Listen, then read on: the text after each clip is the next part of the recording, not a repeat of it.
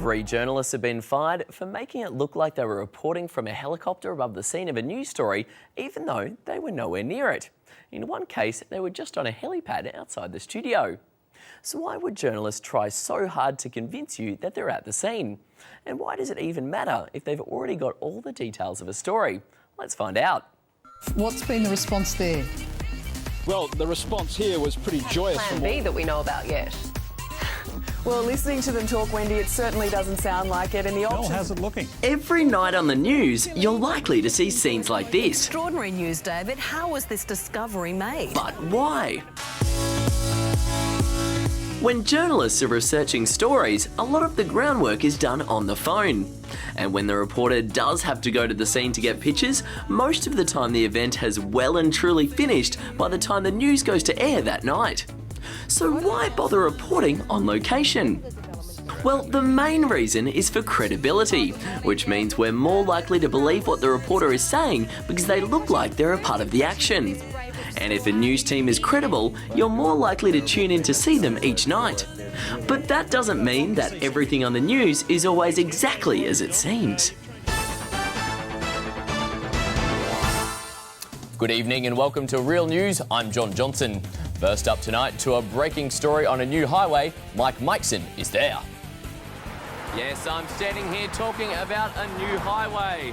The road behind me isn't the new highway, nor is it anywhere near it.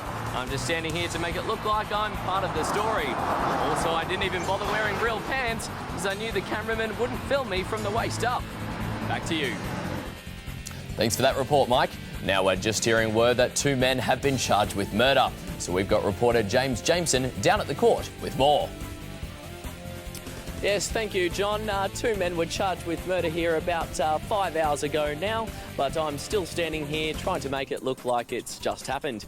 In fact, I'm not even standing in front of the courts. I'm just standing in front of an old building near the studio that kind of looks like a court. Back to you. Glad you were there, James. Next up, we're hearing word that a big politician has just quit dramatically. So let's cross to Dave Davidson in the newsroom with the exclusive. Yes, John, we've just got word a politician has quit via text. We didn't have time to get out to his place to film, so we've come into the newsroom to look like I'm right on top of the story. Even though the newsroom's only 20 metres from the studio you're in right now, it looks like I'm on top of developments as they come to hand. Back to you. Great exclusive.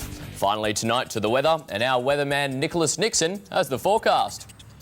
Yes, the forecast for tomorrow is 15 degrees and fine. And although I got that information from a website back at base, I still came out here to make it look like I'm such a good weatherman. I can look at the sky and instantly know what's going to happen tomorrow.